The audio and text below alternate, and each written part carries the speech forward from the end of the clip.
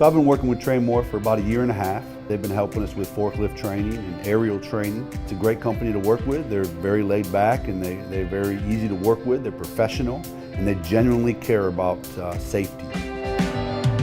One of the benefits of online training is the convenience of it, right? It's that you can give them a login and they can set up at any time. They can do it at home, they can do it on the off shift, they can do it on their break, they can do it when they're slow at work.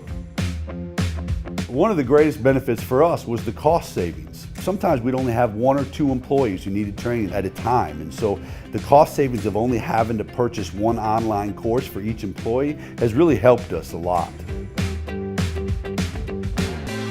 When we transitioned over to the online course, one of my concerns was that it was not going to be comprehensive enough.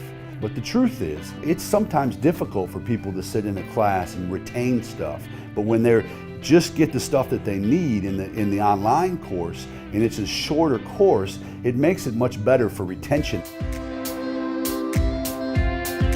One of the comforts I get from working with TrainMOR is that I know that Russ and Scott have been in this business a long time, and they truly do know their stuff.